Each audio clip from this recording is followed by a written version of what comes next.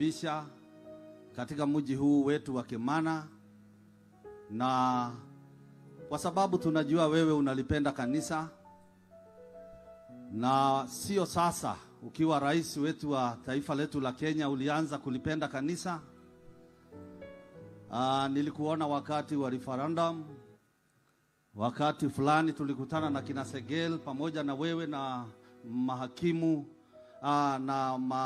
na watu ambao ni wa sheria, ukitujulisha ya kwamba tuheshimu kanisa na vipengele fulani zisiweko kwa sababu ya kanisa. Na kwa hivyo wewe umekuwa mtu ambayo si sasa umependa kanisa, ulianza kuonyesha zamani ya kwamba wewe unalipenda kanisa. Na kwa hivyo sisi kama watu wa Kimana, hawa watumishi wa Mungu wameniambia nikupongeze na nikwambie wanakupenda kwa roho zao zote na wanakupokea kwa moyo wao wote. Mheshimiwa Rais, sisi ni kikundi ambacho ni cha makanisa yote yale ambayo yako Kimana, bila kujali dini. Tumekusanyika pamoja na tumekuwa na mikutano kadhaa wa kadha kila mwaka. Tumekuwa tukifanya mara 2 kwa mwaka.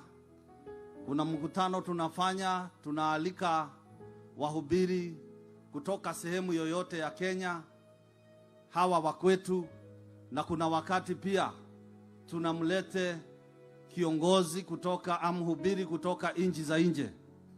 Na tumebarikiwa.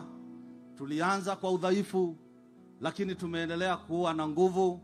Maana mara ya kwanza tulitumia hema za magunia, tumeendelea tukaja tukaomba, tukanunua hema kidogo kidogo ambayo hata haiwezi kubeba watu 800.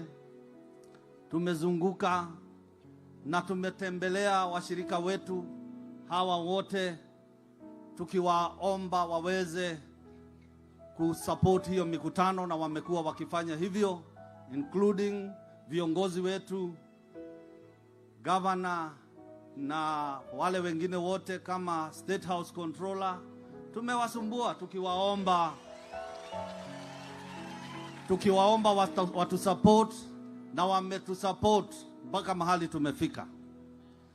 Mheshimiwa Rais, sisi tulitamani kama fellowship kukuona mapema ili hata utusaidie na kahema.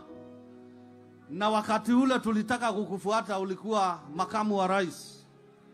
Na kwa sababu Mungu ni Mungu, ameweka njia leo. Usije hapa ukiwa hasola, uje hapa ukiwa rais wa Kenya ndio utupatie mkate mkubwa, kwa sababu tungekupata ukiwa naibu wa rais.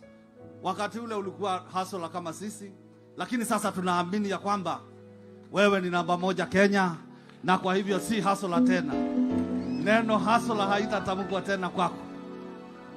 Na tuko hapa Rais kukupongeza kwa sababu wewe unapenda kanisa. Na tunashangaa tukiona viongozi wengine wa kanisa ama wa dini wakikashifu ile kazi unafanya kanisani. Sisi tunashangaa kwa sababu maandiko inasema vizuri sana, kama watu watakataa kumtolea Mungu, Mungu atakausha anga yetu na haitanyesha tena. Na kwa sababu wewe umekuwa ukituongoza kutoa sadaka na dhabihu na kujenga makanisa, bila shaka taifa letu litapona, na taifa letu limepona. Niko hapa hata nikosoe hao wengine ambao wanaongea kinyume cha sadaka katika nyumba ya Mungu. Sisi watu wa Kimana na wa Loitoktok kwa jumla, tunaomba wale watakaorudisha sadaka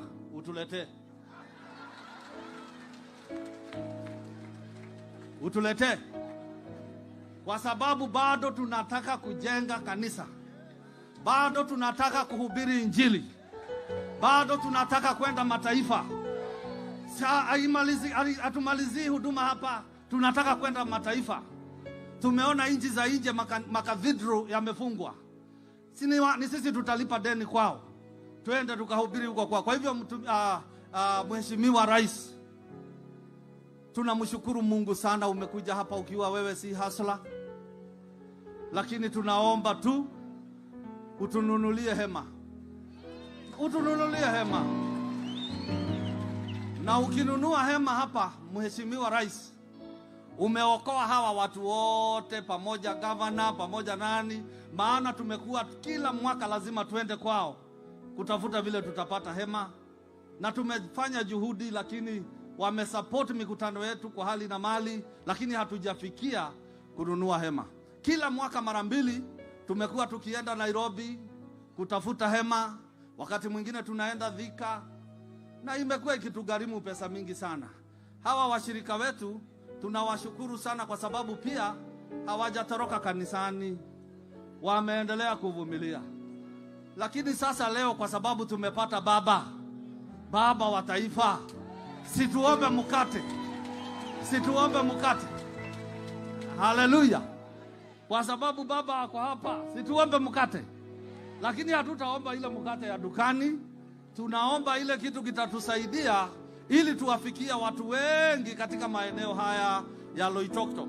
Hema hiyo ikipatikana sio ya kuhubiri Kimana peke yake, itaenda Loitoktok, itaenda Rombo, itaenda sehemu zote za Kenya. Na kwa sababu itaenda, si mheshimiwa, unajua hema ikibebwa inabebwa na lori. Si unajua inabebwa na lori? Si inabebwa na lori? La unajua, kama kanisa sisi tunajivunia wewe kama baba. Maana nimekwambia mahali tulianzana na wewe wakati wa referendum, na ulitetea kanisa na ulisimama na kanisa, na mpaka leo hujakosa kusimama na kanisa.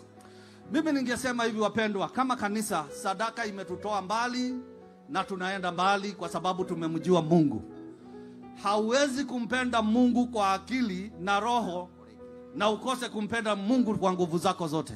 Kwa hivyo tunaomba ya kwamba wale wanaozungumza kinyume sadaka waje hapa Kimana, watufungulie maandiko, watuonyeshe ni wapi ni makosa mtu yoyote kutoa sadaka katika nyumba ya Mungu, kwa sababu kila mtu ana haki ya kuingia katika nyumba ya Mungu na kutoa sadaka.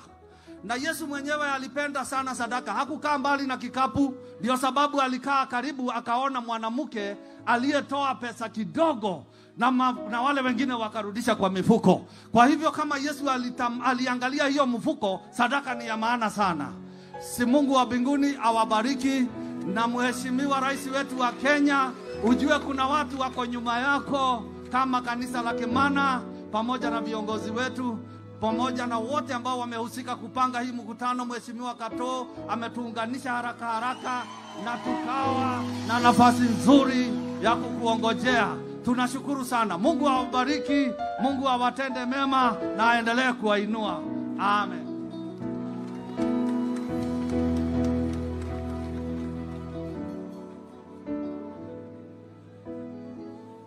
Haleluya.